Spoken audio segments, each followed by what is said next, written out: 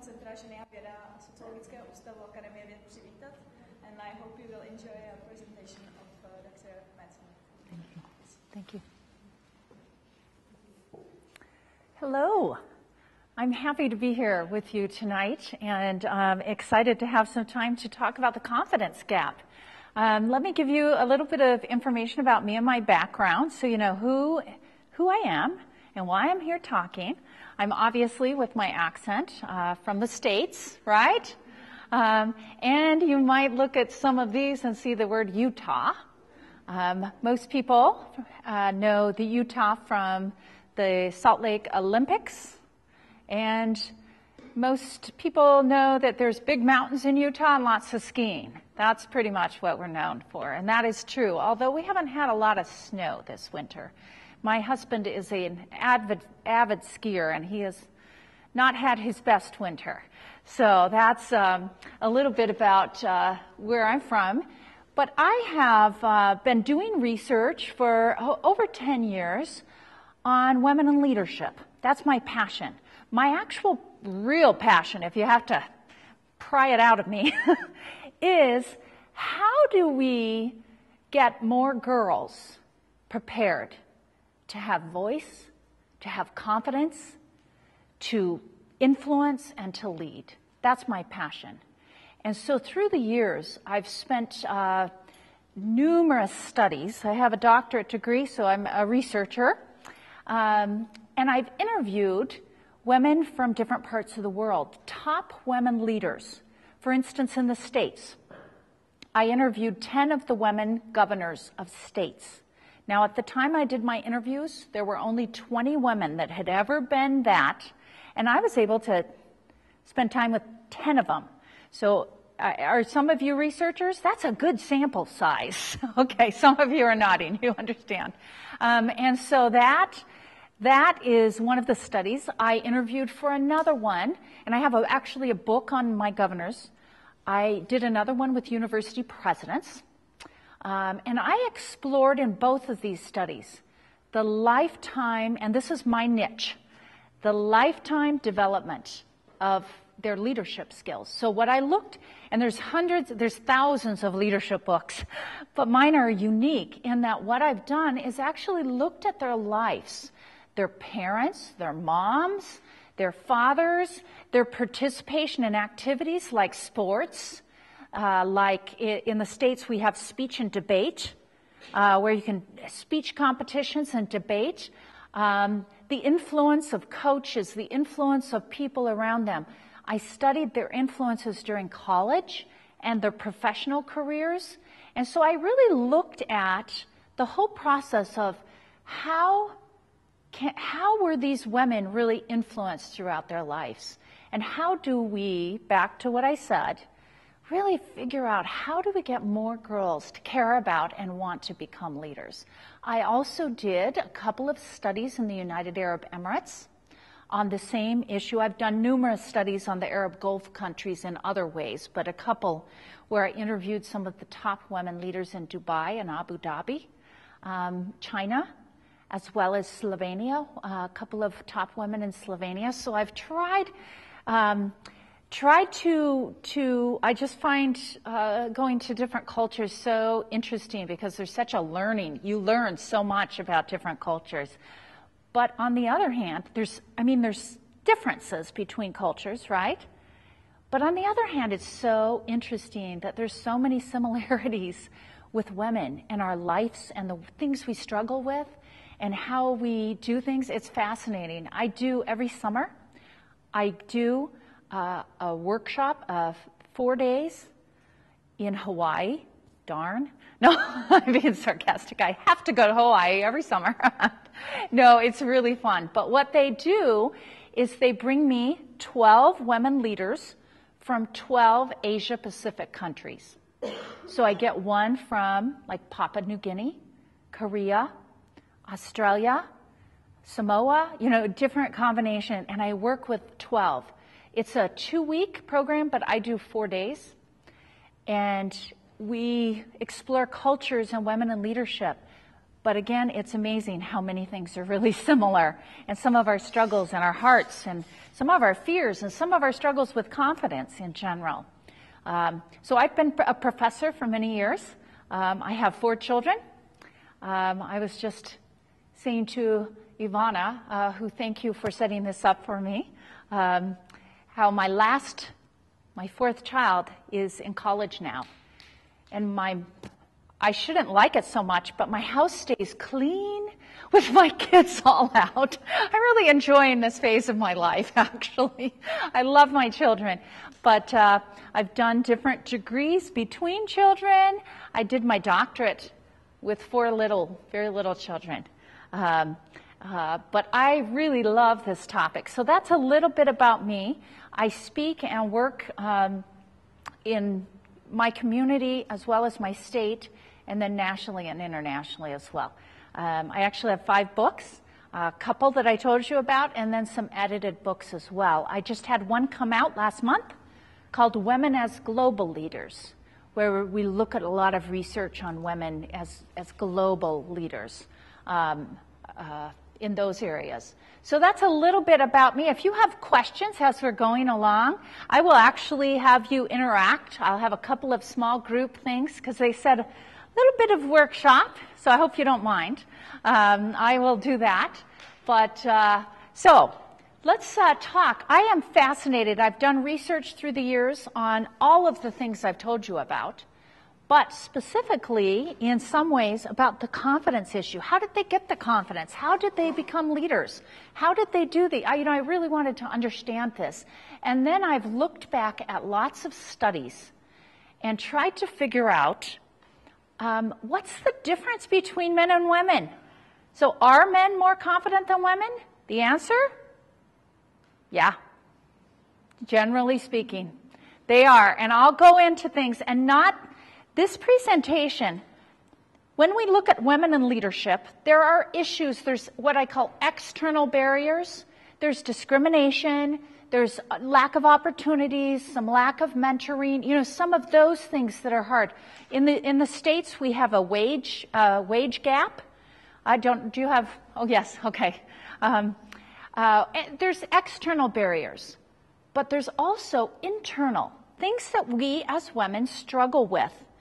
Things that can come from socialization. Some of it comes from genetics.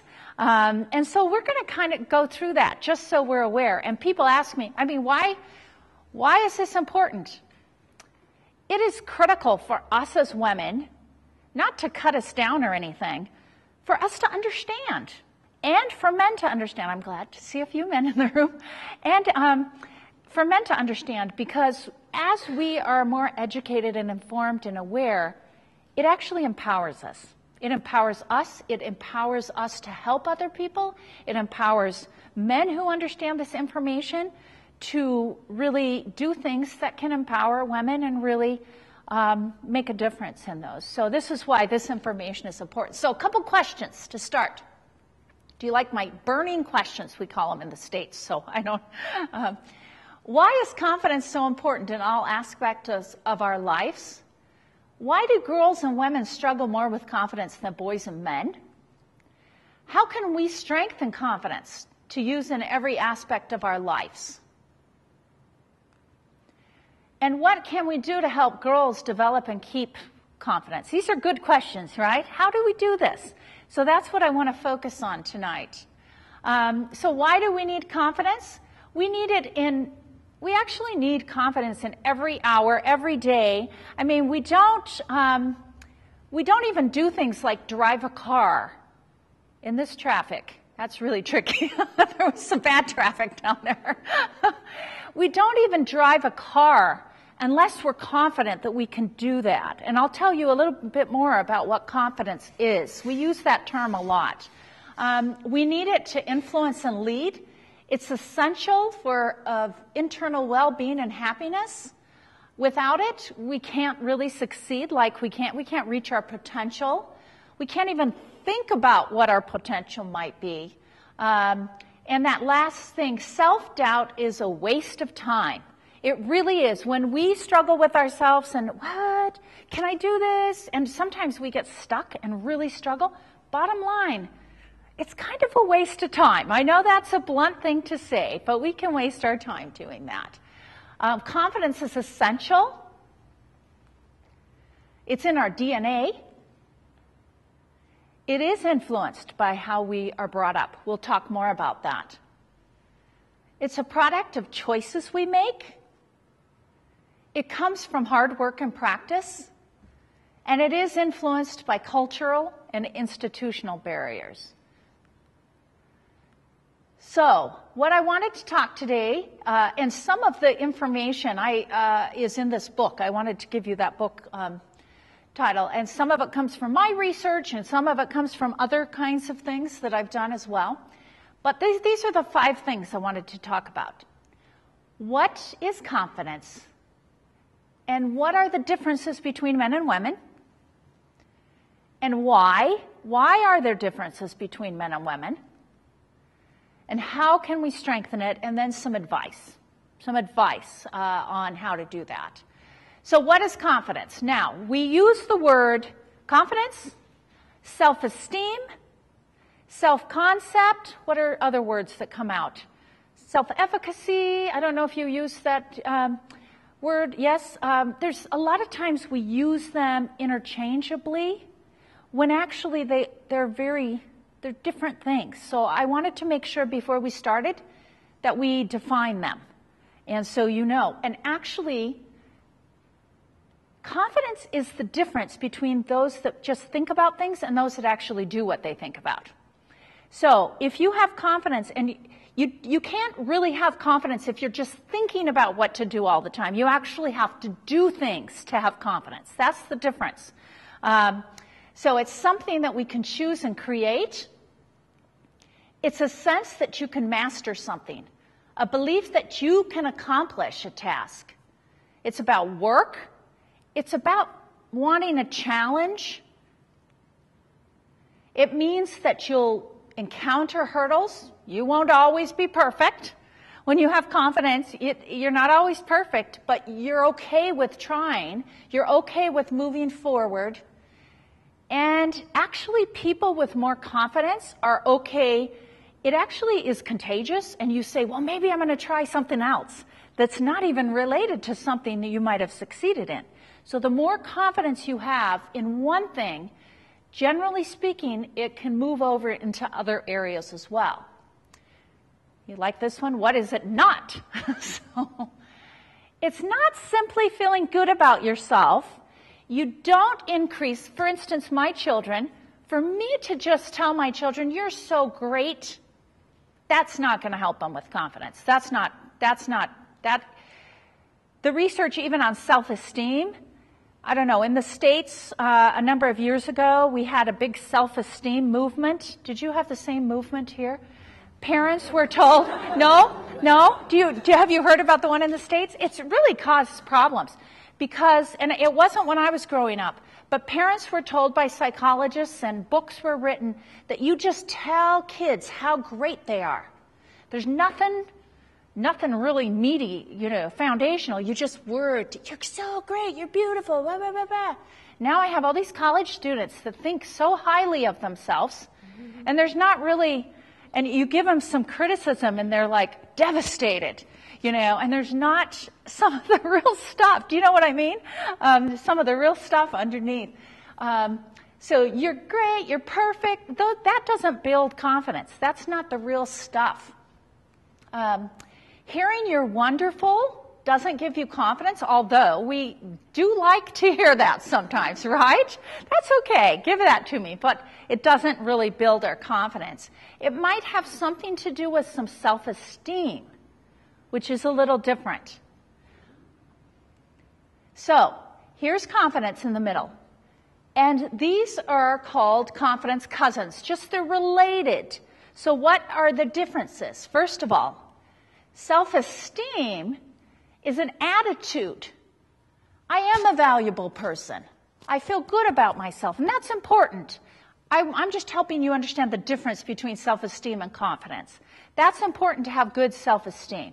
And there's some relationship between people that have good self-esteem and confidence as well. It allows us to believe that we are worthwhile, that people can love us, so it's important to have that confidence. It's essential for emotional well-being, and self-esteem really is more stable over time. Now, optimism is another one. Tends to be that people with more confidence tend to be more optimistic, but they are different things. Optimistic, you think more positive. You see a half empty glass and you say it's half full.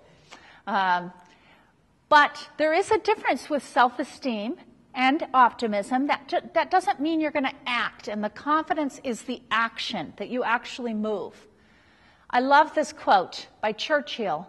A pessimist sees the difficulty in every opportunity, an optimist sees the opportunity in every difficulty. Isn't that a good one? Now, sometimes people say, why is this related? Why is self-compassion related? And sometimes with women are hard on ourselves. We're hard on ourselves sometimes. And we beat ourselves up sometimes and say, I should have been better. I should have done this. I should have been a better mom. I should have been there for my kids. I should have been better. We should have. Over and over and over and over again. But self-compassion is very important. People that have greater self-compassion actually have more confidence. Now, think about why. It takes our imperfections. Now, if you're going to act more, you're going to actually fail more, right? You're going to succeed. But the more you step out there, the more you take chances, the more you may fail, even though you succeed. So if you fail and you are so hard on yourself, then what's going to happen? You're not going to try again. Are you following me on this? So the more we can say to ourselves, I'm just human. That's okay. At least I tried. That's okay. The more we say I'm okay, and I'm going to give myself a break, the more we actually act and the more confidence. So some people, that's a tricky thing sometimes to understand, but there's a real important relationship here. It drives confidence. It allows us to take risks. We won't always win, but that's okay, and it supports the action. And then the last one is self-efficacy. And there's a really close relationship between confidence and self-efficacy. Your belief in your ability to succeed at something.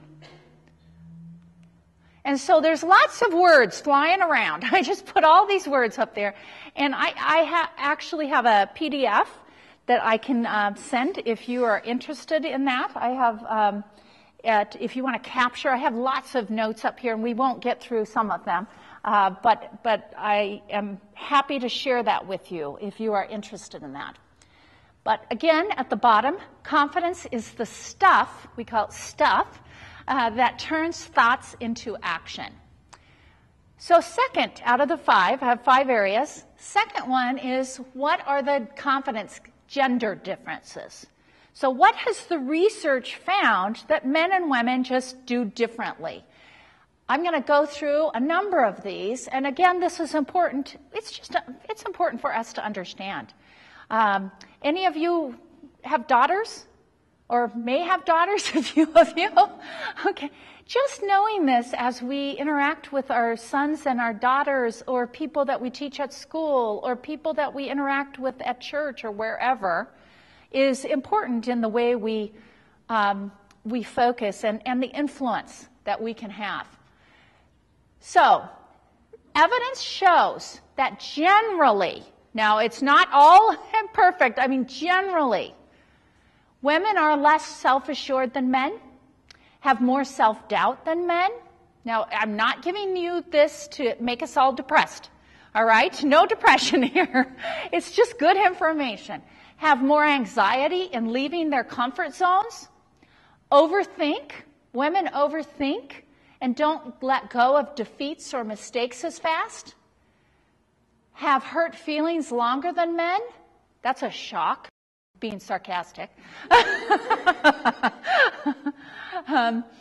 judge ourselves harder than men, take longer to get started again after failure, and don't use failure to learn as well as men.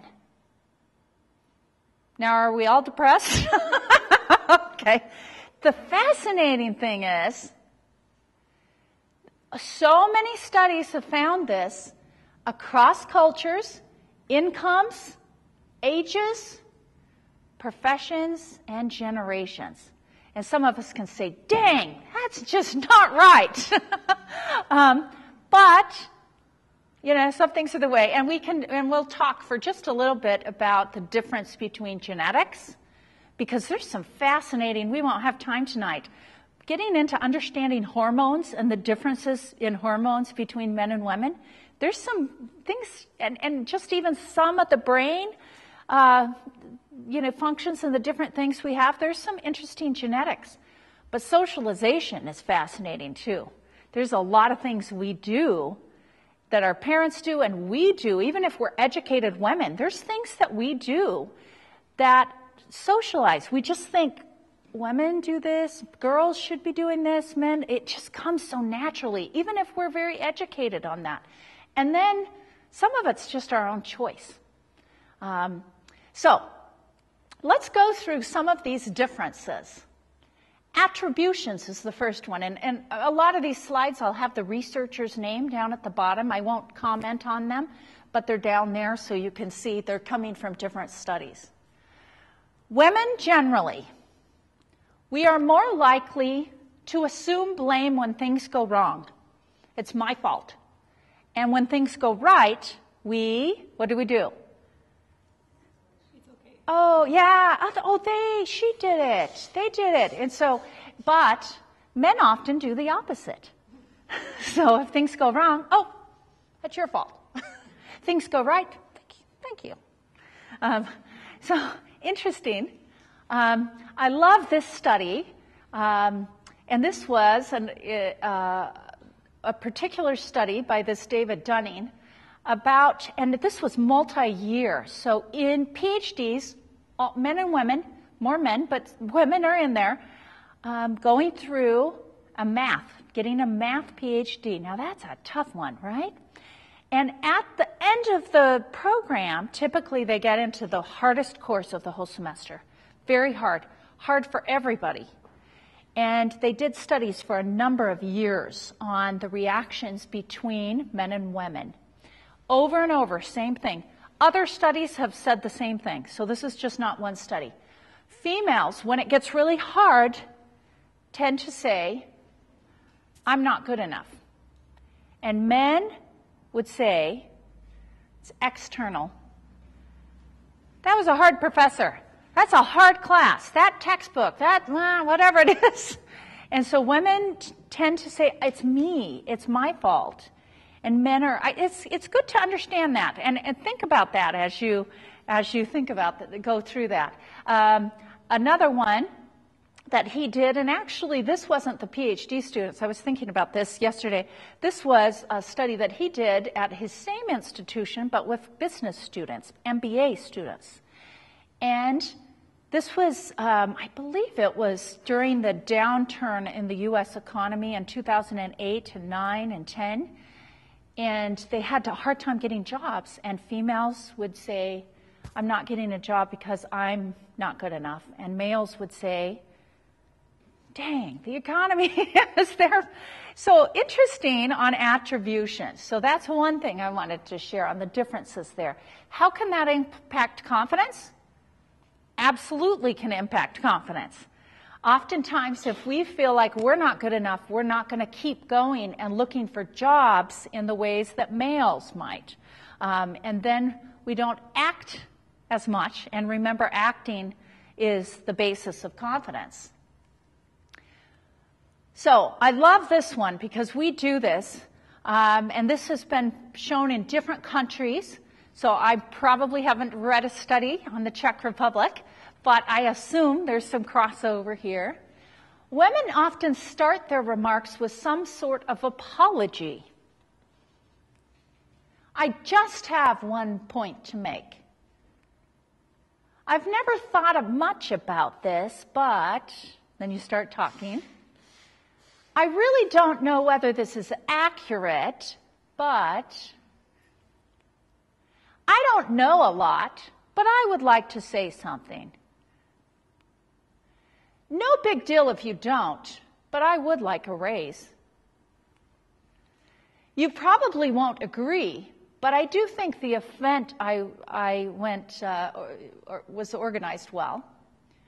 I'm sorry for bugging you, but I just wanted to ask if I can have a few minutes of your time. And I know you have some more important things to do, but I wanted to see if I could talk to you. Now, think about this. I want you, as you move forward in the next couple of days, to keep this in mind, because so many studies have looked at this, and we tend to do that. I catch myself. I use the word, and I'm a pretty confident person, but I use the word just more than men do. I've really paid attention. I was raised, no sisters. I have 6 brothers. So I was raised, we're all athletic, so I'm a pretty tough woman. I still play racquetball. I don't know, do you have a racquetball here? No? Do you know what it is? Ball. I still play, and I love to beat men. I love it. That's my favorite. Even ping pong. Do you have ping? Okay. Okay. I play. So I was raised with all of these brothers, and I'm a little tougher than some people just because of that. But I find myself doing some of these things. Why? Why do women tend to do these things? What do you think? Socialization, brought up. What else? Because other women do that.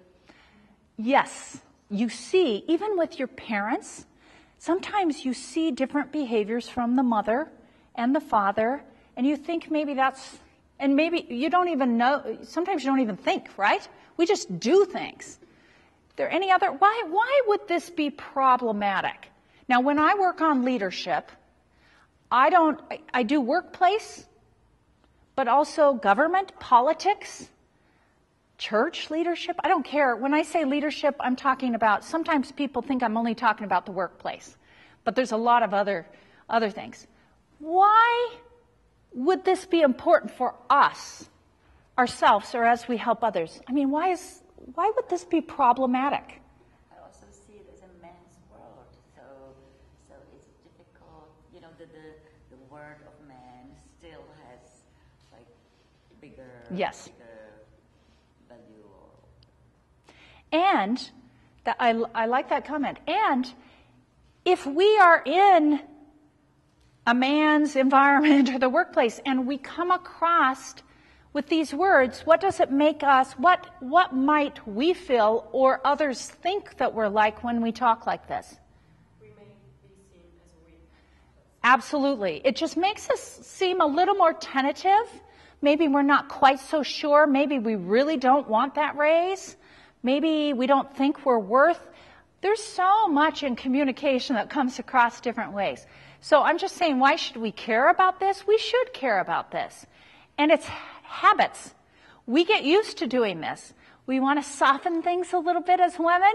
Don't want to come across so harsh because of, back to your comment, just because maybe that's the way that we've seen it done. So it's important to understand this. And it comes across in many times that we're not confident. Are we confident sometimes when we use those words? I think so. I think we can. So if we're confident, we just need to sound confident. Am I making sense? Yeah? Okay. Some of you are looking at me like, no, you don't make any sense. Deflecting praise. Now, you can tell me if in your culture, maybe you're a little bit different than this, but this has gone across different cultures, some of the studies. Women often, we want praise, we like praise, but often we feel uncomfortable, or maybe it's socialization again, that we say, oh, no, they did it. They give them the credit. Or even when someone says, I really like your new outfit, your new, some women will say, oh, I got it so cheap. from this store, My favorite one a couple months ago was I had two friends. One was standing next to me, and this woman came up, and this friend said to this woman, "You have such a beautiful complexion." So your complexion. And the woman right here said, "Don't you see that zit?" Did you see? I mean, it was like she couldn't just say, "Thank you." We struggle with that as women. I work with women on that. I don't know if I'm sure there's some of the same struggles in your culture. But I work with women on just saying, "Thank you," and then close your mouth. Don't say, "But something's wrong, I'm just, thank you. And one of the tricky things, that's really interesting. I mean, many of the men will be, my husband, he's a wonderful guy, but he's kind of a man. He's like, "Yeah, I'm good. I am good. I'll say, "You're cute, you're handsome," to him sometimes. He'll be like, "Yeah, I am. Yeah, I'm good." And then what will we do? He'll say, "You're so beautiful." He tells me all that at a time. And I'm really trained myself to just say thank you. But I'm thinking, are you looking at me? My hair is not good. I mean, there's so many things wrong right now. But he's like, "Yeah, I'm hot, aren't I?" So, anyway, so because this was a little bit of a workshop, I'm going to give you a little assignment right now to turn to the person next to you in twos or threes. Yes, I am going to, and maybe you don't know each other, maybe you do, but I want you to practice giving each other a compliment. Now, these are the things that are expected. When someone gives you a compliment, you maintain eye contact. There's no face scrunching. None of this, like, oh, none of that. I just want you to look at them and say, "Thank you." No matter what. It's hard. But as women who we want to be more confident, and teaching our daughters or teaching women around, we need to do these kinds of things. And so if you don't know the person next to you, then just say something about, you can actually find out a lot, just by looking at someone. Find a compliment. And I want you to just quick. I know this is kind of goofy, but it's good for you. All right, so back, no grimaces, no zit things, none of that. So one compliment back and forth to each of you. And then find, so there's maybe you two? I already said. Oh, did you? Okay. I let it. Okay.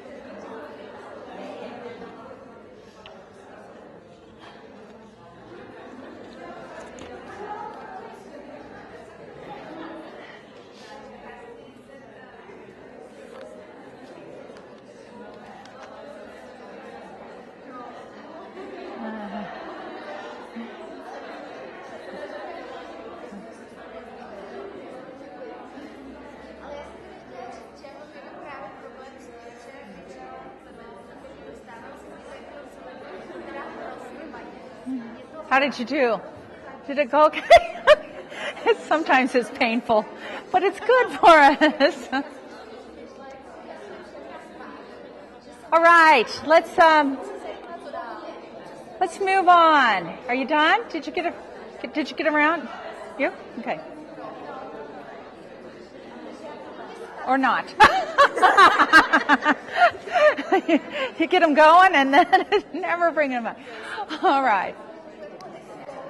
All right, ladies, you're just as chatty as my groups in the U.S. How did it, I know this was a simple thing, but seriously, when we work on confidence with women, this is just one of those things that we address. How did you do? Did you do good? Was it hard not to grimace? Okay, good. Just something for you to think about in terms of, in this last line, if we refuse to take credit, and compliments and credit, there's some relationship there. For achievements, we don't actually get the confidence to move forward to the next step. And not that we want everything about us, thank you, I did all the work, we don't even like that kind of behavior. That makes us uncomfortable. But there's a really nice line, it's kind of a thin line, I guess, between we need to take, if we want those promotions, if we want to have influence and lead, we've got to take credit for things that we need to take credit for. And there's a way to take credit, but also share that credit in different ways. There's just ways to do that, so we can practice doing that. This one is very, and I was in the UK last week, and I just read a big, thick book of a research study that went through details in political settings and community deliberation kind of settings, where they looked at every word that was said by females and males and how things were said, in depth, and supported this statement. When there are less women in the room, especially when there's one or two or even three in big groups, women shut down. We do not talk. Research is saying about 75% less than men. Sometimes we don't even know that that's happening.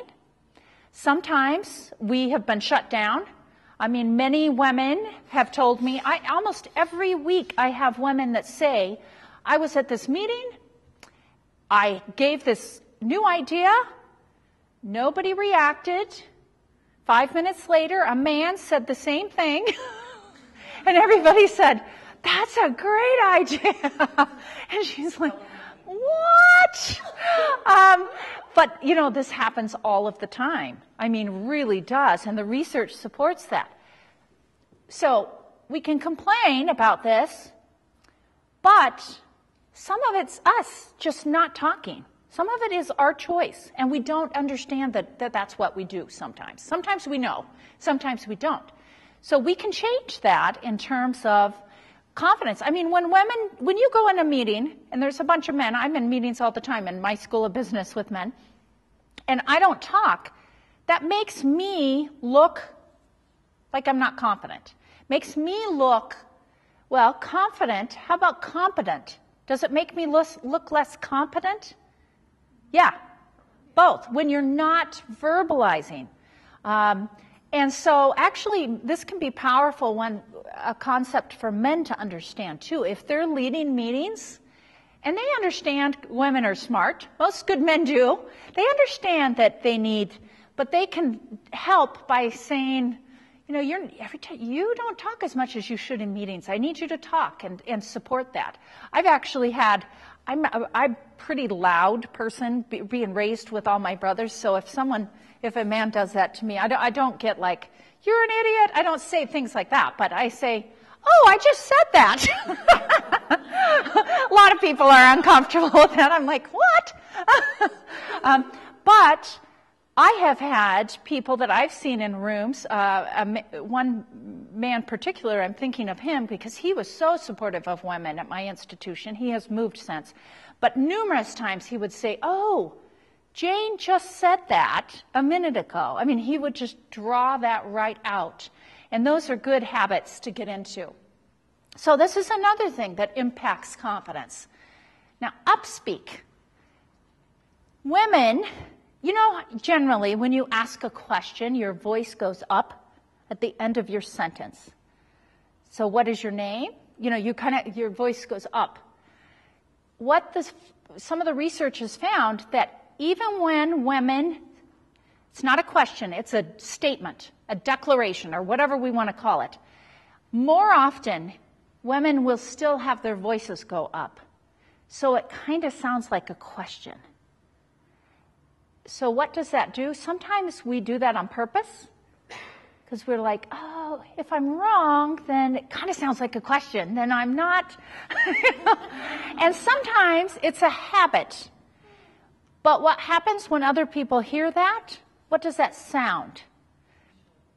That you're not quite as confident. Again, yeah. So now you've got all kinds of things so far to pay attention to yourself. You're going to be like, wait, am I doing that? It's good to understand, though, like I said. Have you heard this? Qualifications. Women would not apply for a promotion. This is actually one major study at IBM, but there's many other studies as well. Unless they have about 100% of the qualifications, men were happy to apply when they thought they could meet about 60%.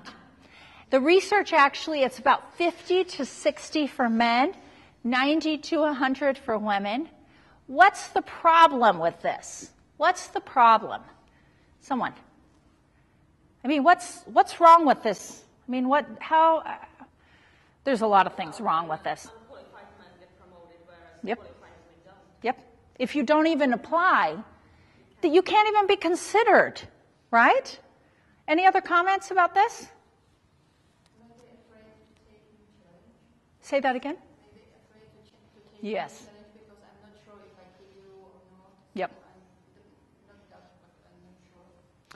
Yeah, the research on job promotions, running for political, all kinds of things. It's all the same.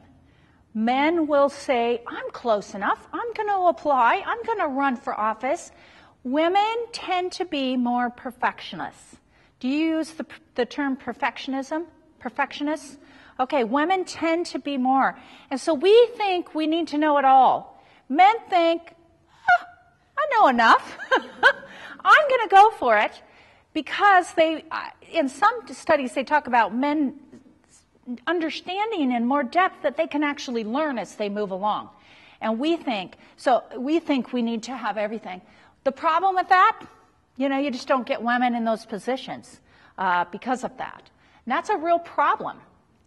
Interestingly, But I think that on the other hand, on the other side of the table, the people who are considering those candidates from men and women are thinking the same way. yeah, So I they think say so a too. man who is not qualified, they will probably take him. But if the woman isn't qualified, they probably decline her. That's research supports what you said too. Sometimes people do, it's not just us thinking that about ourselves, but sometimes people just, this is a woman, so I expect she needs more to even get in that same position. So, yep. I appreciate it. I think that women also think that actually the very fact that they are women sort of disqualifies them, so they want to catch up with men. Exactly. Exactly. And that's the competence. Sometimes women stick to competence. I'm going to work really hard. I'm going to get super smart and I will know all the answers and then come across as not confident in their competence. Are you following me? Those two words are really close to the same. So this is a big discussion, actually. There's many things related to that. I do need to say something that I found in numerous studies that I did, but also the research supports, and I call it the tap, when you tap someone, that women respond incredibly well to being tapped. And that means, and men don't need that as much as women. So if women are thinking about a job promotion and someone comes up to them and says, we call it the tap, like I said, you should do that because you are smart or you are qualified. You can learn the rest. Just giving the encouragement to them, the likelihood that she will then apply just goes up a ton. She needs at least one person. 2 people, if 2 different people come and say that, that's really powerful too. And then you don't let it go. You never thought about it. Maybe you didn't even think of applying. And then someone mentions it, and then you like, oh, and then you start thinking about it. and the political research is really key. When they look at women's, people that are in office that have won elections, and they go back and say how, why did you run and what was the influence? Twice, women said that were in office said that they had twice as many people, that they were twice as likely to run for office if people encouraged them. And men just didn't care that much. They're like, I'm good. I know I'm good. And women were like, I think I'm good. Well, maybe I'm not. Maybe I don't know enough. I get thinking too much about that. So what that tells us, and you know what, after I found some of the results in an early study, probably 10 years ago, I take this very seriously. I give feedback a lot to a lot of people because I know that that's important. So I change my behaviors in terms of saying if I notice something about a woman specifically, I do it for men and my male students too, but if I notice something, I don't assume that they know. I don't think a lot of women have any clue at how amazing they are. They're amazing. And they have no clue. They just think they're... And so I tell them a lot. But not just the surface. You're amazing, but very specific feedback. This is why. You think differently. You see these things differently. You're more strategic. I give them very specific feedback because it makes a bigger difference when you do that. I'll just really quick on negotiation. This is one study. There's many, many studies on that. But this one, men initiated salary negotiation 4 times as often as women, just right out of college. 4 times.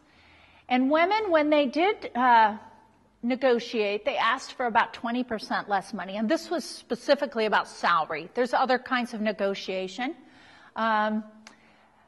There's a lot of research on negotiation. And actually, women can be incredibly good negotiators.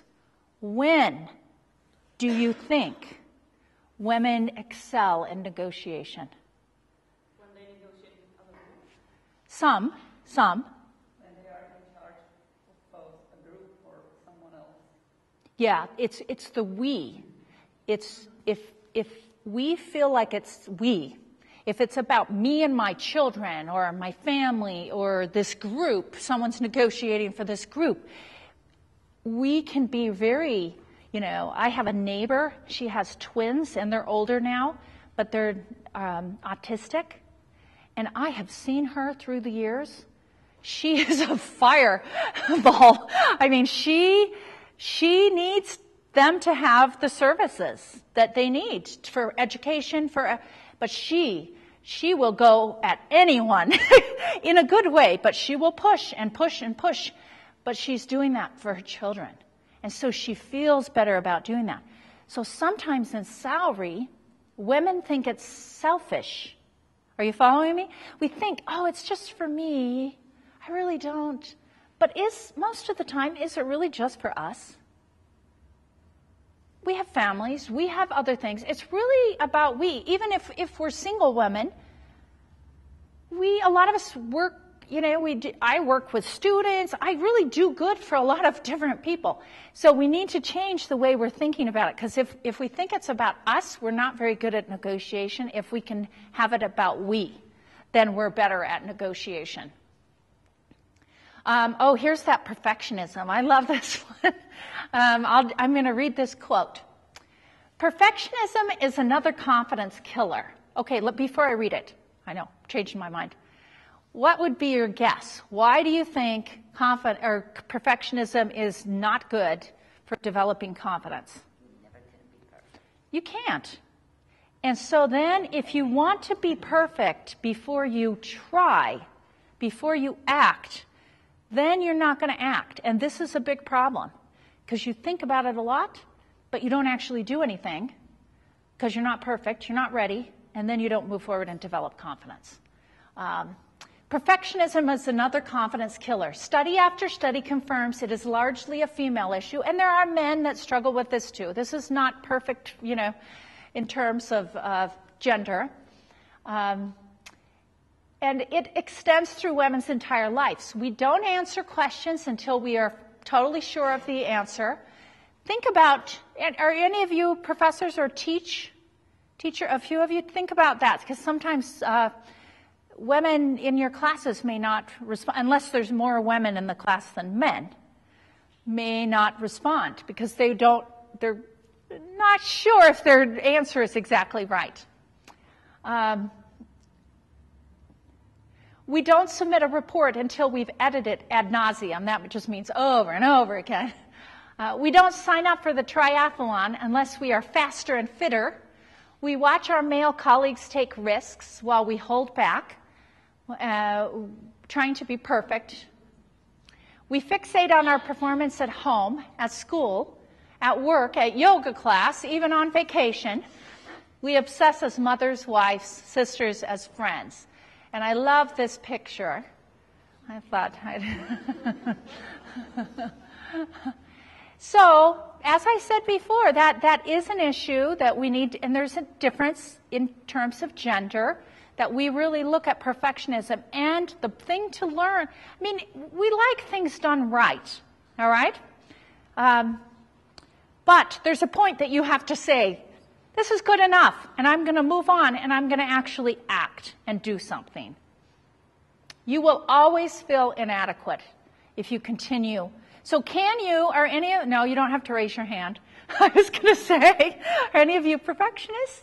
And how, is it an easy thing to move forward and try? It's actually kind of tricky, but it can be done. You just make up your mind to say, I am not going to wait until this is perfect. I'm just going to move forward. And then what do? We give ourselves credit. We did that. That's great that we did that. Okay, it didn't go so well, but we did it. That's good. We give ourselves credit. And that can help, actually. And then Ivana told me that this was a new word when I spoke to her students yesterday. Had anyone heard rumination? So this is, and I think as I describe it, you will understand. Rumination is what people do, and women do this more than men, in our minds. We think about things over and over and over. So something happens to us. Maybe we give a speech, and it doesn't go as well as we want. Or someone says something to us that's offending us. That doesn't happen here, does it? Nobody offends anyone else, right? No. And we think about it. Ooh, I should have done this. I should have said this. I should have, my heart. They should never, you just go through things in your mind. Men do some of this, but what has happened, the research shows that men get over things faster and women don't. Why do you think that's the case? I have to say some of it's actually in our hormone makeup. It's actually genetic that women have certain hormones that do that. Can it also be habits? Can it be role modeling, some socialization? Now, think about, if you do that, how can that make your confidence worse? Yes, easily, thank you. I think you got it. Good answer. This can freeze decision-making, third bullet. Ruminating actually drains confidence from us. Those negative thoughts. Interestingly, there was a study recently about U.S. folks, professional basketball players, NBA, professional basketball players that were men, professional basketball players that were women. And they did a research study showing the difference in confidence. And these are tall women, confident, they're good at shooting hoops, very good. And when they would have some bad games, or they would time and look at how long it took men to recover and how long women, and women did not recover like men because of this. They're thinking, oh, I should have done this better. I should have, that should have thing. And it can really take a hit on confidence. I feel this sometimes. I mean, I teach this, but I have learned with myself, I just, at certain things in my life, I know what's going on. I know. And I just say, that's enough. I just say, that's enough. I'm moving on. I'm not going to do that. It's a waste of time. I'm going to let it go. Most of it doesn't benefit anybody, right? It just makes you mad, or it makes you sad, or whatever. And I do that with things like I don't have time tonight to share some things about like learning how to forgive people.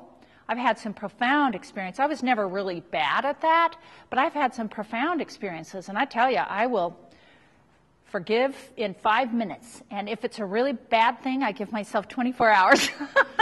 But I am done. I am done. I don't do that because I know that it's just not good. It's not good for anybody. And so we, men, will have to work on these things too. But these are things that can be habits that influence our confidence. And then, we're doing okay. Just a few other studies quickly about okay, now I'm using those two words. They're too close to the same. Competence, confidence, all right? Interestingly, this one study, David Dunning again, and you can see the Cornell psychologists, they did a scientific reasoning quiz, scale of 1 to 10. So before the quiz, they say, am I good in science? So just challenging men and women, or am I even good at science? This is before they even take the quiz. You can see men and women. Women are like, And you know what? They've done research. Most of these samples, they do research ahead of time, and the women and men have the exact same skills. So they're both the same in how good they are in science. But after, they say, how did you do? So this is before you know what your score was. And do you see the drop with women? Are you following me on this chart? So women, how did you do? Oh, I probably didn't do very good. And men, yeah, pretty close. I did pretty good, you know. Men are typically over. Women say, oh, I didn't do as well. That's in a lot of things. And then on this one, the actual scores were pretty close. But just challenging people, how did you do? How that just shakes women up a little bit more than men. Interestingly, before they knew the results, after they took this quiz, they were all given an invitation to be in a science competition. 49% of women and 71% of men signed up. That's an interesting thing. You know, before they got the results, they're thinking, oh, maybe I'm not good, maybe I shouldn't try. So a different one, and then you'll see how it connects. Competence versus confidence. Provided a list of historical names and events. So the students were asked, this was at Berkeley, to check the ones they knew. Sounds easy, right? At the end of the semester, now,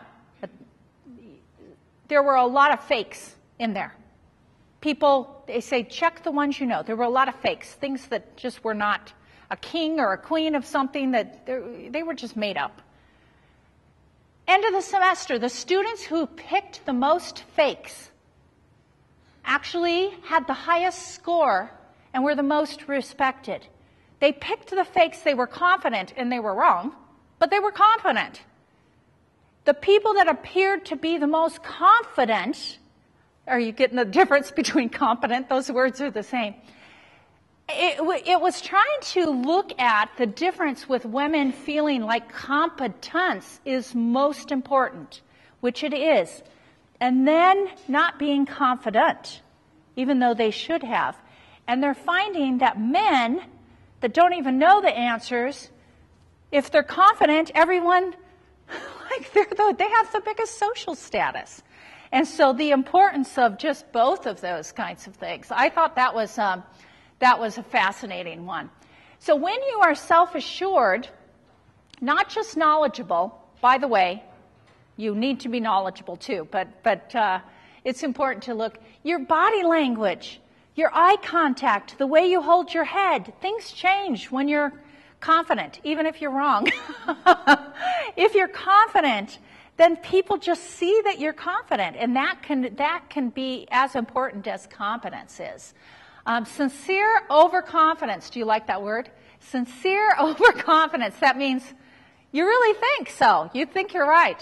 Doesn't come across as narcissistic. Overconfidence becomes a weakness and a liability when the gap is too big. Like you're super confident and people know you're an idiot. Sorry, we use that word. So people think, oh, we know you don't really know what you're talking about. So that's an interesting one. I'm going to skip through this one really quick. And I really like this one. This was a Harvard study. Highly gifted Asian American female undergraduates were given one of three questionnaires. A control group, one where they were reminded that Asians are good at math. One, they were reminded that women, they were told that women were bad at math. This was even before they took it. After completing the questionnaire, all the women took a difficult math test. The control group, 49%. The group that were reminded that Asian heritage group, were good at math, 54%. The group that were reminded that they were female and that females, we know that females are not worse in math. But do you hear that? Is that just U.S. or is that in your culture too? Okay. Okay. If you think that, just your ability to even do things changes because you think differently about yourself. Even when you're reminded about that, you say, oh, I shouldn't be good at math. And interestingly, that last study I skipped, it looked at how when women are reminded or told, and men as well, that they did really well on something, they actually get better and better, even if it was a lie, because they think that there's just so much in our brains, so much in the way that we look at things. And then I wanted to, and I'm almost done with the second section, I wanted to just talk about physical appearance. There is so much work right now in the States we have so much for women specifically. Bulimia, anorexia, eating disorders, obsession with our bodies, Hollywood, Victoria's Secret models. I mean, I don't know if you've heard about one of the latest, it was like 6 months ago, where they had 10 Victoria's Secret models in their underwear, and 3 of them had protruding ribs. That means they were undernourished. I mean, they were actually really, really unhealthy. And that's what they're showing in terms of what's a good body. This is a real problem.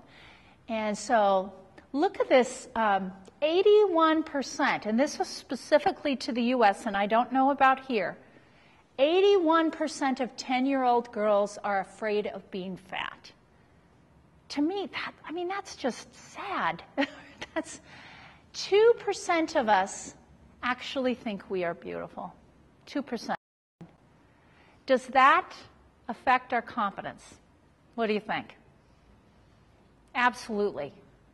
Absolutely. The sad thing is, we in the States right now have so much plastic surgery. Do you have that around here?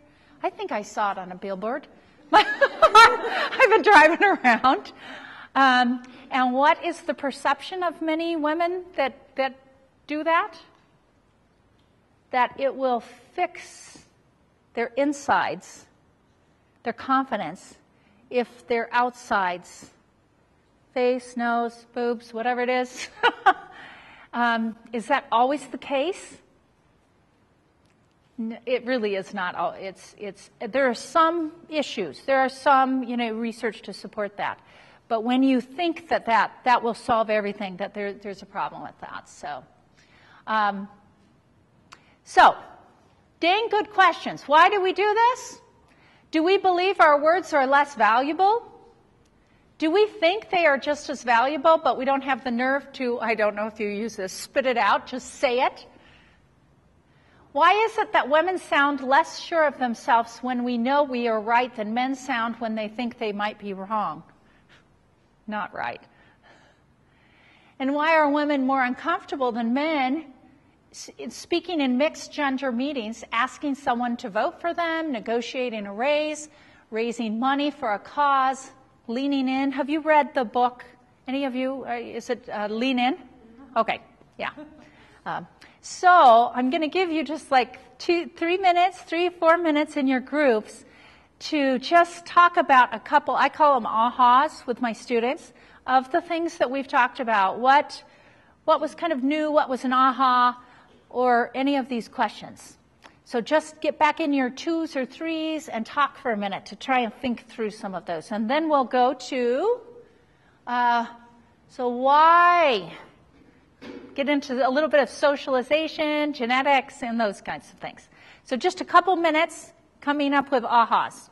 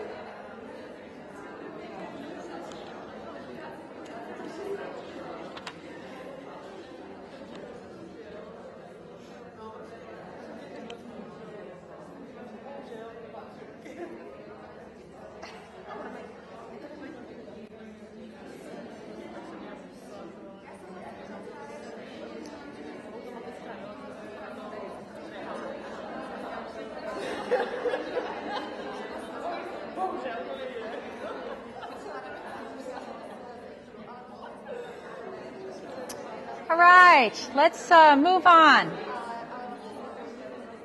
So any quick comments from any of the group or any questions at this point?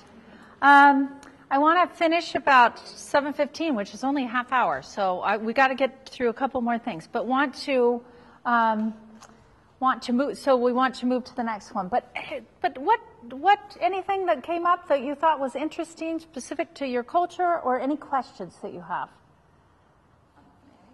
I think we also talked about it, that we didn't say too much about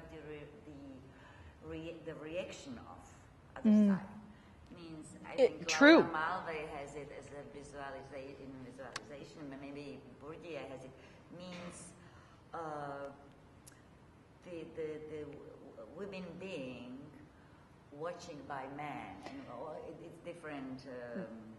No, I know what you mean. I know some of that. Yeah. We mostly know that the society or other women or men, they looked at us. And we should look a certain way, we should behave. take it in account that if I do this reaction, the opposite reaction wouldn't be. That's a great point. You know what I mean? Yes. They don't Yeah. explain it well, but No. we have to take it in account. Yeah. The question of double standard. Yep. Like, Yep. if exactly. I'm confident, I can react it to become aggressive because in the gender roles are Exactly. certain behaviors. Yep. And we had a discussion about like how to break through this. Yep. And how much of that is ourself looking at that, knowing that we need to stay within, and it's definitely from the other side that you just said, that people, I get that reaction sometimes, but I was raised with all these brothers, and I had to be really tough, so I'm okay. I've just always been okay with that. But yeah, and I just people in my environment know that I perform, and so they've learned, that I'm just, that's the way I do. But we're all so different, and we are raised differently, and the socialization works, and we watch nonverbal cues much better than men. Women do, and that's to our advantage most of the time. But in the situation you're talking about, sometimes we watch, and then we react to that, and I think in a lot of times that's good. Or you don't But feel comfortable in yes, the situation. exactly. Thank you. Nobody wants to feel uncomfortable. Exactly. Thank you. That's a great point. Thank you for sharing that. Anything else with the other groups? Yes. What we have discussed here is the question, do we have to stop being women to become more confident? Because in a way, sometimes we give up being women to be more confident and to survive in men's world. And I guess, what you said is so important.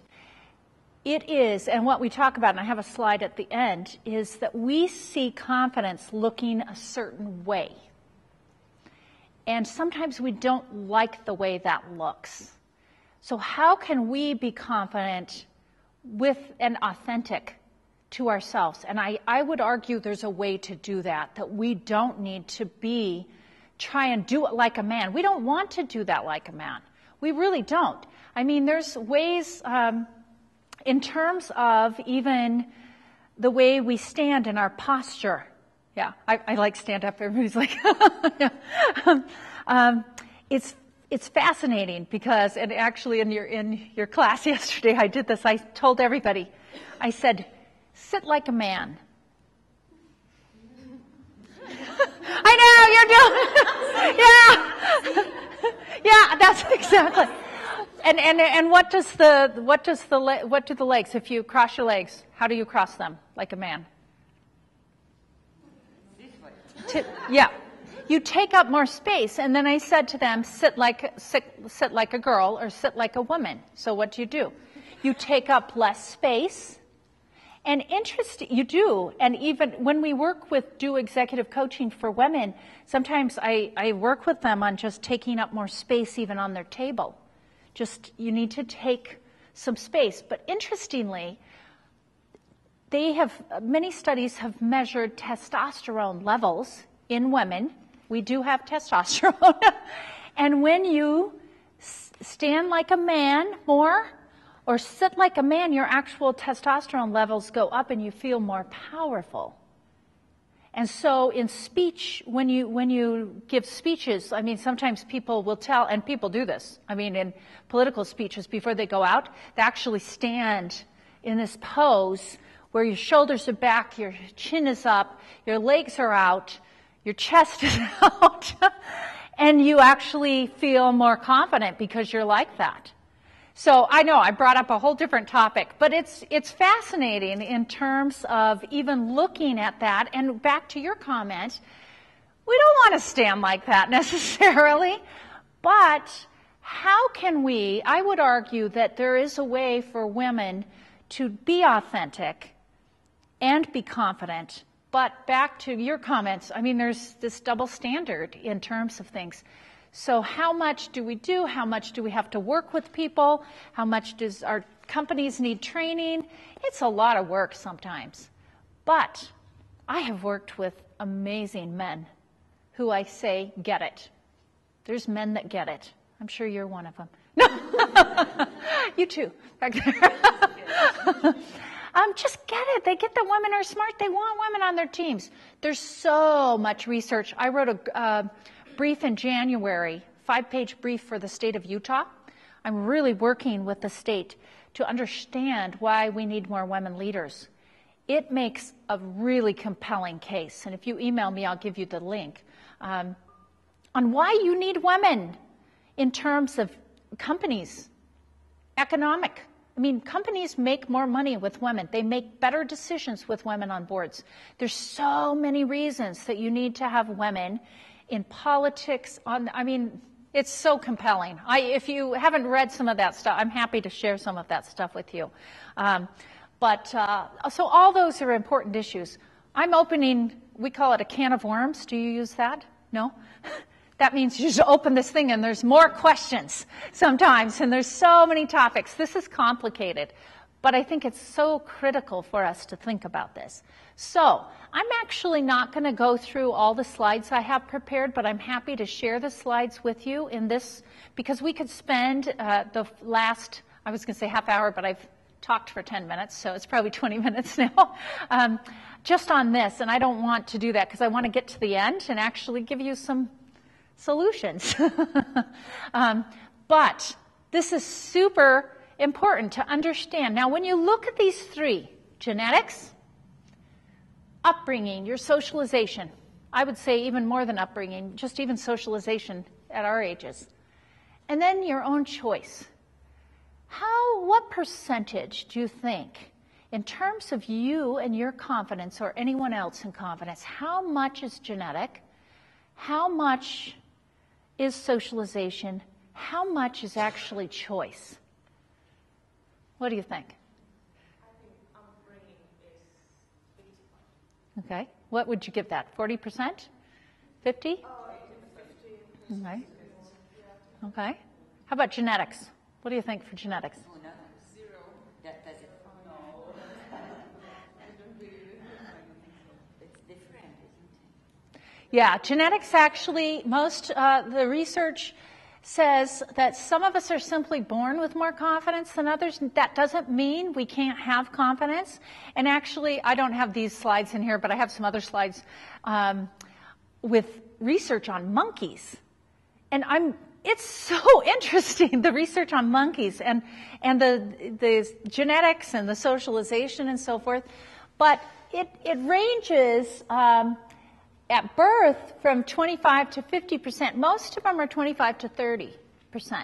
But socialization's a big chunk, a huge chunk of that. But how much? So let's say you're my age, really young. No, I'm or let's say you're 30, a few years younger than me. And you've been raised a certain way, and you've got your genetics. And part of those genetics are you're female, and you have different hormones than, a combination. Do I still have a chance to be confident? Yeah. There's compelling research that says it's still, there's hope out there. You might be born with not the confidence genes that you'd hope for. You might have really had a upbringing that didn't suggest or didn't encourage you to be confident in those things. But there's still a chunk. And some people would say 20%, 30%. Some people even say more. That you can do a lot with what you have if it's a choice. I love this third one. I actually went to a cognitive, any of you studied cognitive therapy or cognitive training? Amazing what some of the latest, that we can literally change our brains in ways that affect our thoughts and behaviors at any age. It is our choice. If you work at it, you can make your brain structure more confidence prone. And I am not going to go through this, but again, these are on my slides. I am going to say one thing because I love some of this research on the testosterone. That third one, actually, one of the studies said men who actually spend more time with children, their testosterone levels come down. They're just kinder.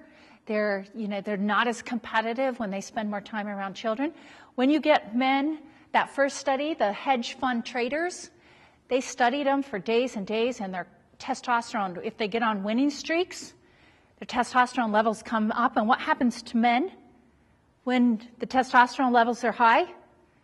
Back to the caveman days, the men, the buffalo goes running by, and the men, buffalo, they're going to, and what do the women do? They gather the food and the children and protect and multitask, and the men are, that's what happens sometimes. And they make riskier and riskier decisions because of that. So some fascinating things with that. So I'm not going to go through all of these things, but I'm not a specialist on hormones and even the brain, but I've looked at some of the research to understand confidence. And it is, the hormones do help us ruminate, help us, I don't know if that's the best way, move us towards some of those habits.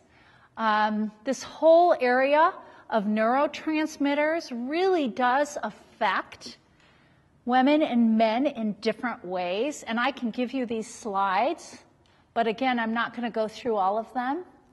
Now, in terms of the brain, if you just look at men and women's brains, generally speaking, you can't tell the difference, but there are some slight differences in that. And one of the ones that, in the last bullet, women have more white matter, which includes reasoning and emotional center. It gives us a stronger sense of integrating information. And some of the research, there's differing research, say that women use both sides of their brain a little bit better than men. And so multitasking and some of those things tend to, women do better in terms of those things. So just the first one under examples. One study suggests that women have 30% more neurons firing at any one time. But that leads us more to depression and some things because our minds are busy. So anyway, bottom line, lots of research out there that there is some genetic effect in terms of hormones. Now, the upbringing, oh my gosh, we have like 5 minutes or less to talk about this. Socialization is huge. One of my favorite, I don't even have it up here, one of my favorite studies, I just read one study on this a number of years ago, that they talked about mothers and fathers holding their sons and daughters when they were babies.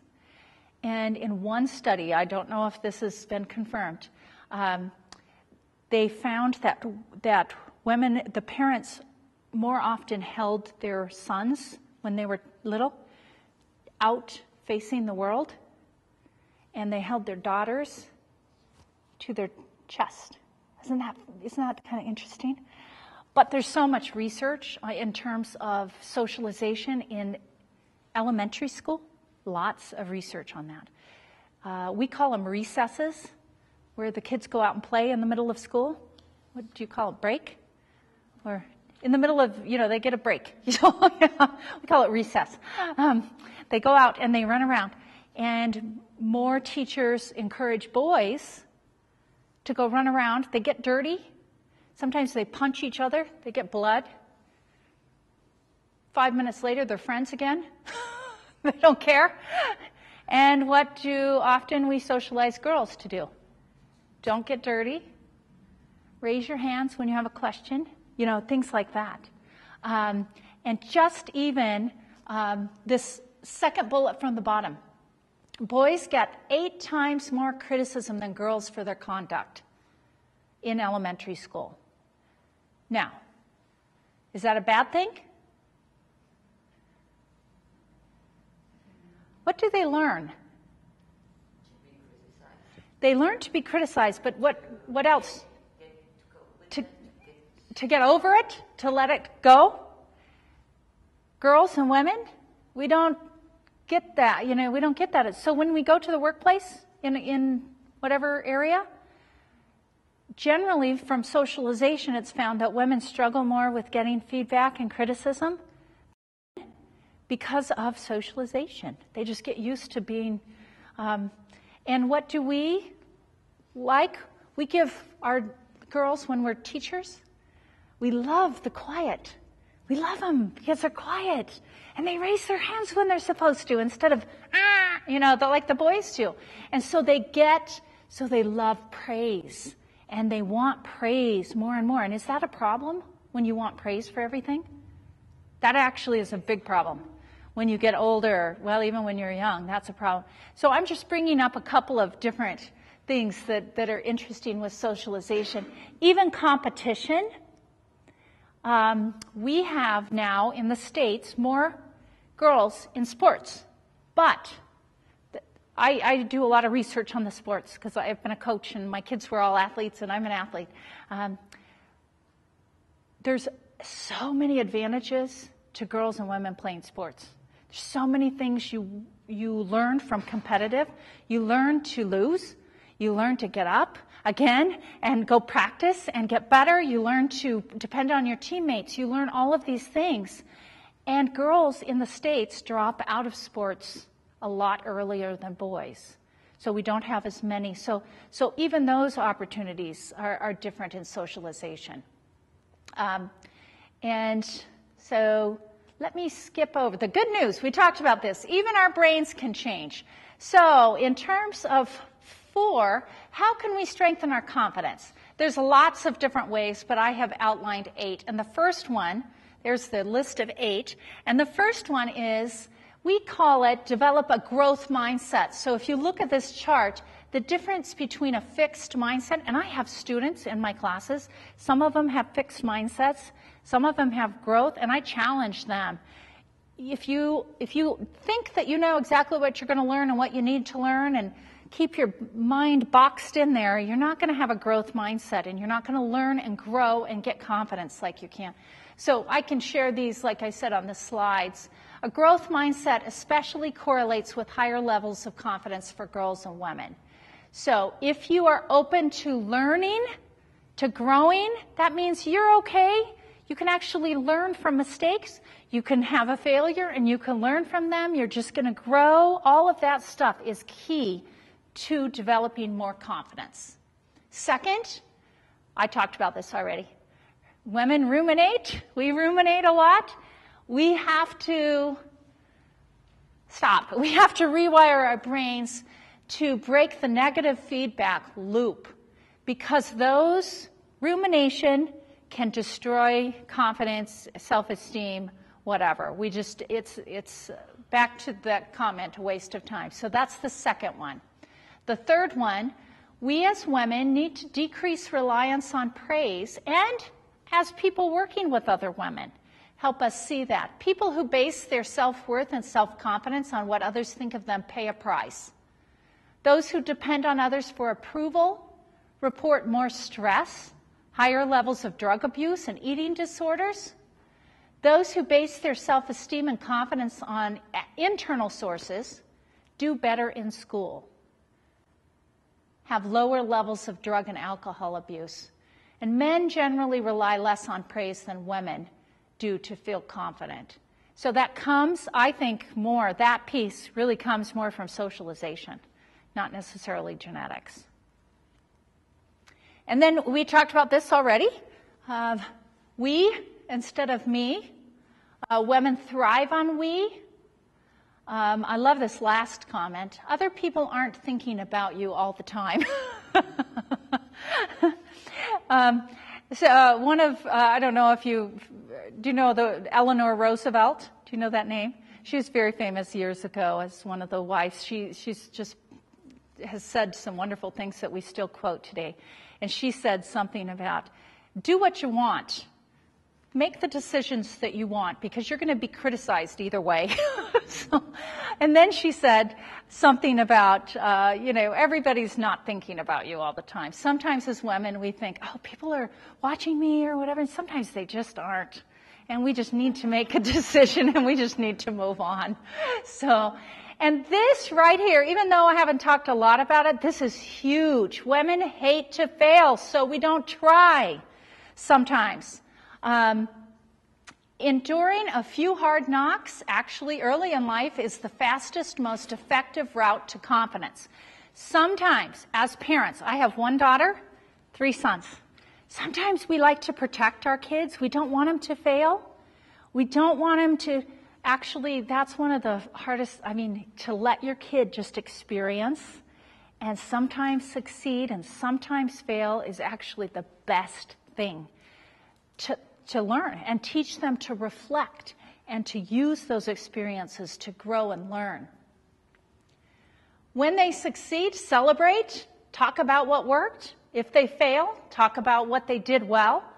The action should be the emphasis, but also what they can learn. Failure is the most critical partner to confidence. Isn't that surprises people sometimes? Actually, but just the point is you're acting, you're moving forward. Embrace struggle. I think this is number 5. Teach children to accept, and I say teach children, but teach ourselves, okay?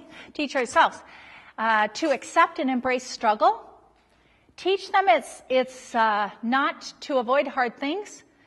Praise needs to be specific. We talked about that. Do you know what? We use the term helicopter parent. Do you use that at all? That just means you're right. You know, helicopter? You're right over there, just watching every little thing they do. And it's like, it's not helpful. Just let them be. Just give them some space. It is hard as a parent to watch, my kids have a bad game, or to watch them struggle through things. But, and to be the support and not try and control, I think, is what the research is saying. Take risks. Men, you guys know this, right? Men take more risks than women. Women, and I'm not just talking about my oldest son. He's crazy. He's a crazy kid. He's 27. He's adrenaline junkie, we call him. Do you know what do you use that? Okay. He leaps, he climbs mountains, skis, parachute, jumps off mountains. He does all those things. I'm not talking about that when I'm talking about risks. If you're not an extrovert and you're going to a social event, if talking to 2 people is like a big step for you, then that's a risk. And push yourself to just take a little bit of those risks. Just push yourself out of the comfort zone. That's when you can gain more confidence. You can fail. Look at the last one. You can fail and not be a failure. That's actually really profound. You can fail and not be a failure. You can just, things don't work, and that doesn't mean you're a failure. And sometimes we think that. What's the worst that can happen? Discourage pointless perfection, okay? We've talked about this. What can you do? Praise her if you're talking about a daughter or someone around you. Moderately, not excessively. Well done for working so hard is much better than you're the best student ever. Actually, some of the most current U.S. research says that in schools, parents and teachers will say to boys, you're so good, you're working hard. And to girls, you're so smart, you're more fixed things. You look so pretty. You wouldn't say that to a boy. You look so pretty today. That doesn't. But do you see the difference between those two? One is you can actually work hard and do it. The other one is either I'm smart or I'm not. And that's actually really natural. That comes out of socialization of people doing that to other people. And then a few pieces of advice. Try and act. I just need to put, make decisions and move forward, risk and fail, stop mumbling and apologizing, believe you can succeed, spend less time worrying about if you are perfectly competent, take credit appropriately, talk about your successes, and there's a way to do that and still be humble. I think women worry about that sometimes, but there's a way to do that and still be humble. Know your strengths. I do whole things. Do you do Strengths Finder at all here? Do you do that? You've heard of that, the Strengths Finder? That's something I use all the time. I love that. It's Strengths Finder 2.0. You can get that on Amazon. It's actually one of the best assessments to understand in-depth strengths of people. That's much better than the Myers-Briggs. Do you use any of those assessments? Okay. I really, really like the strengths. What I found in my research is that women struggle knowing and understanding their gifts, understanding their strengths, understanding what they're really good at. And actually, it's a gift for people to know what you're good at, especially in the workplace and other settings. And understanding your strengths is super important. Support other girls and women. One of the biggest problems we have are women not supporting other women. That can be some of the most destructive things on women themselves, is for women to attack and hurt other women. And I just say, I don't know if you use this word, but I just say, that's crap. I say that word. I'm like, we should not be doing that. We should be supporting each other and helping each other and not playing games, is what I call them, and being mean to other women. And so back to, gone through lots of different things. I'm happy, like I said, to share the slides. But we can actually increase our confidence at any age. We can literally change our brains. We don't need to be stuck in that pattern of self-doubt. It's a matter of pushing yourself to action over inaction. There's no easy confidence prescription. Strengthening confidence is actually hard work. I'm not saying anything's easy. It's deliberate and doable. And then back to what someone, I think, back here said, confidence doesn't, sometimes in our minds we think confidence looks a very specific way. And confidence needs to be you, how your confidence looks in your style and who you are. Not trying to, imitate somebody else, but we have to do confidence in our own way. And I think that that's just very, very important. And I'll read this last quote. I really like this quote. I work with issues really more broadly in trying to help women change themselves, but also society. We have a lot of work to do in society, and I love this quote. Each time a person stands up for an idea or acts to improve the lot of others or strikes out against injustice, she sends forth a tiny ripple of hope, and crossing each other from a million different centers of energy and daring, those ripples build a current that can sweep down the mightiest walls of oppression and resistance. Then, of course, that means that we just do our own part, whether that's for ourselves, whether that's for our families, whether that's from our colleagues.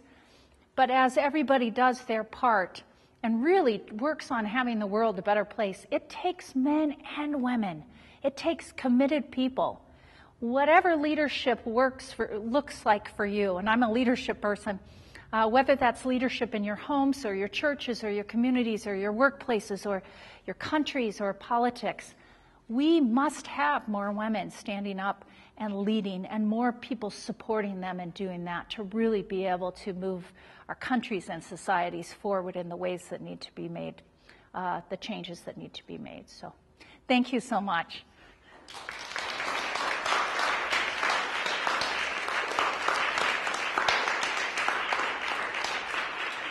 We have a few minutes.